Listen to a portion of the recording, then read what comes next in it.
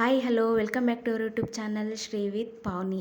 So last ವೀಡಿಯೋದಲ್ಲಿ ನನ್ನ birthday ಸ್ಪೆಷಲ್ಗೆ ಅಂತೇಳ್ಬಿಟ್ಟು ನಮ್ಮ ಮನೆಯವರು ಸಿಂಟಲ್ಲೂರಿಗೆ ಕರ್ಕೊಂಡು ಬಂದಿದ್ದರು. ಸೊ ಅಲ್ಲಿನೆಲ್ಲ ವೀಡಿಯೋ ಮಾಡಿ ತೋರಿಸಿದ್ದೆ ನಿಮಗೆ. ಈಗ ನೆಕ್ಸ್ಟ್ ಈ ವಿಡಿಯೋದಲ್ಲಿ ಇಲ್ಲಿನ ಉದ್ಯಾನವನ ಹೇಗಿದೆ ಅಂತೇಳ್ಬಿಟ್ಟು ತೋರಿಸ್ತೀನಿ. ಅದಕ್ಕಿಂತ ಮುಂಚೆ ಲಾಸ್ಟ್ ವಿಡಿಯೋದಲ್ಲಿ ಹೇಳಿದ್ದೆ ಈ ಗುಡ್ಡಕ್ಕೆ ಒಂದು ಇಂಟ್ರೆಸ್ಟಿಂಗ್ ಸ್ಟೋರಿ ಇದೆ ಅಂತ ಹೇಳ್ಬಿಟ್ಟು. ವಿಡಿಯೋನ ಯಾರು ಸ್ಕಿಪ್ ಮಾಡ್ದಿರ ನೋಡಿ, ಸ್ಟೋರಿ ಹೇಳ್ತಾ ಹೋಗ್ತೀನಿ. ಬನ್ನಿ ಫ್ರೆಂಡ್ಸ್, ಹಾಗಾದರೆ ಈ ಉದ್ಯಾನವನ ಹೇಗಿದೆ ಅಂತ ನೋಡೋಣ. ಈ ಉದ್ಯಾನವನದಲ್ಲಿ ಎಂಟ್ರಿ ಕೊಟ್ಟ ತಕ್ಷಣವೇ ನಿಮಗೆ ಕಾಣಿಸೋದು ಫಸ್ಟು ಪಿಂಜಾರವ್ರ ಮನೆ. ಅಂದರೆ ಪಿಂಜಾರವ್ರ ಮನೆಯಲ್ಲಿ ಗಾದೆ ಹೊಲಿತಿರ್ತಾರಲ್ಲ ಅವ್ರ ಮನೆ. ಅದಾದ ತಕ್ಷಣ ಅದ್ರ ನೆಕ್ಸ್ಟು ಪಕ್ಕದಲ್ಲಿ ಕಾಣಿಸೋದು ಶೆಟ್ರಂಗಡಿ. ಶೆಟ್ರಂಗಡಿ ಅಂತಂದರೆ ದಿನಸಿ ಅಂಗಡಿ ಹಿಂದಿನ ಕಾಲದಲ್ಲಿ ಯಾವ ಥರ ಇತ್ತು ಅದನ್ನು ಈಗ ನಿಮ್ಮ ಗೊಂಬೆಗಳ ಮುಖಾಂತರ ತೋರಿಸ್ಕೊಟ್ಟವ್ರೆ. ನಾವಲ್ಲಿ 5 ನಿಮಿಷ ನಿಂತ್ಕೊಂಡು ಗೊಂಬೆಗಳನ್ನ ನೋಡಿಕೊಂಡು ಹಾಗೆ ಬರ್ತಾಯಿದ್ವಿ. ಅದ್ರ ಪಕ್ಕದಲ್ಲಿ ಕುರುಬರ ಮನೆ ಇತ್ತು. ಕುರುಬರು ಅಂತಂದರೆ ಕುರಿ ಕಾಯೋರು ಮತ್ತು ಉಣ್ಣೆ ನೇಯ್ದು ಕಂಬಳಿ ಎಲ್ಲ ಮಾಡ್ತಾರಲ್ಲ ಅವ್ರ ಮನೆ. ಅದ್ರ ಪಕ್ಕದಲ್ಲೇ ನಿಮಗೆ ಕಾಣಿಸೋದು ಕುಟ್ಟೋದು ದೃಶ್ಯ. ಅಂದರೆ ಹಿಂದಿನ ಕಾಲದಲ್ಲಿ ಯಾವ ಥರ ಕುಟ್ಟೋದು ಬಿಸೋದು ಮಾಡ್ತಾಯಿದ್ರು ಅದು. ಅದಾದಮೇಲೆ ಹಳ್ಳೀಲಿ ಈಗ ಕಟ್ಟೆ ಮೇಲೆ ಕುತ್ಕೊಂಡು ಚಕ್ಕ ಆಡೋದು, ಚೌಕಾಬಾರ ಆಡ್ತಾರಲ್ಲ ಅದನ್ನು ಈ ಗೊಂಬೆಗಳ ಮುಖಾಂತರ ನಿಮಗೆ ತೋರಿಸ್ಕೊಟ್ಟವ್ರೆ. ಈಗ ನೋಡಿ, ಇಲ್ಲೆಲ್ಲರೂ ಚೌಕಾಬಾರ ಹಾಕಕ್ಕೆ ಕುತ್ಕೊಂಡವ್ರೆ. ಅದಾದಮೇಲೆ ನಿಮಗೆ ಹಸುದೊಂದು ಕೊಟ್ಟಿಗೆ ಯಾವ ಥರ ಇರುತ್ತೆ ಹಿಂದಿನ ಕಾಲದಲ್ಲಿ ಅನ್ನೋದನ್ನ ತೋರಿಸ್ಕೊಟ್ಟವ್ರೆ. ಹಸುಗಳು ಒಟ್ಟಾರೆ ಹೇಳಬೇಕಂದ್ರೆ ಗಾರ್ಡನಲ್ಲಿ ಮಸ್ತ್ ಮೇಂಟೈನ್ ಮಾಡಿದ್ದಾರೆ. ಇದಾದಮೇಲೆ ನಮಗೆ ಕಂಡಿದ್ದು ಅಂತಂದರೆ ಇದು ಚಕ್ಕಡಿ ಅಂತಂದರೆ ಬಂಡಿ, ಎತ್ತಿನ ಗಾಡಿಯಿಂದ ಮನೆಯಿಂದ ಬಂದು ಇಳಿದ್ಬಿಟ್ಟು ಅಲ್ಲಿ ಗಾರ್ಡನಲ್ಲಿ ಕುತ್ಕೊಂಡಿದ್ದಾರೆ.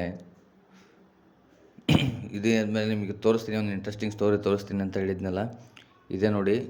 ಅಂತಂದರೆ ವೀರಭದ್ರೇಶ್ವರ ಮೂಲ ದೇವರು ಇಲ್ಲಿಂದನೇ ಉದ್ಭವ ಆಗಿದ್ದು ಅಂತ ಹೇಳ್ತಾರೆ.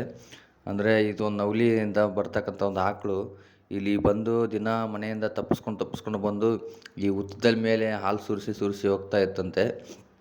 ಅದು ಆಮೇಲೆ ಗ್ರಾಮದ ಹಿರಿಯರೆಲ್ಲ ಸೇರಿಕೊಂಡು ಪೂಜಾರಿಗೆ ಹತ್ರ ಹೋಗಿ ಎಬ್ಬಿಸಿದಾಗ ಅದರಲ್ಲಿ ದೇವರ ಮೂರ್ತಿ ಸಿಕ್ಕಿತ್ತು ಅಂತ ಪ್ರತೀತಿ ಐತೆ.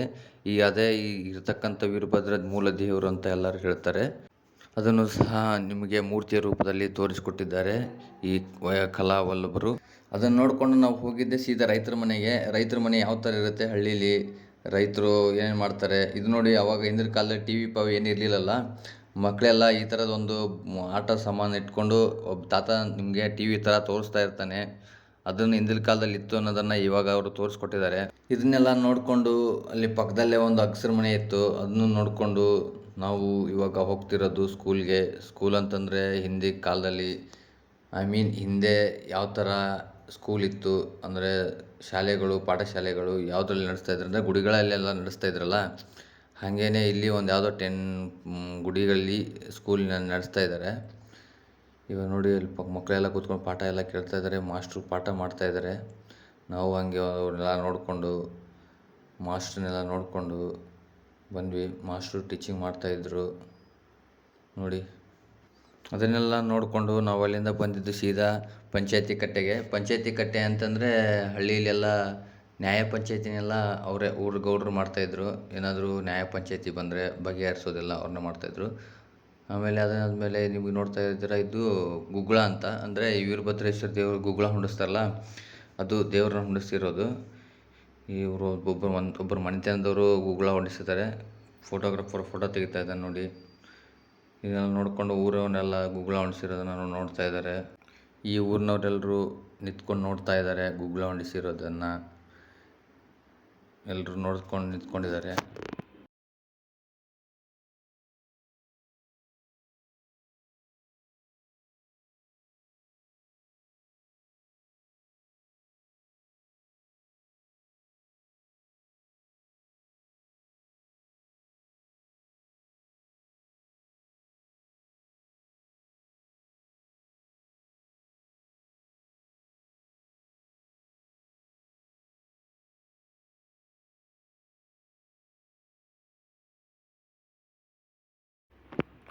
ಅದನ್ನೆಲ್ಲ ನೋಡಿಕೊಂಡು ನಾವು ಸೀದಾ ಹೋಗಿದ್ದು ಗವಿ ಒಳಗಡೆ.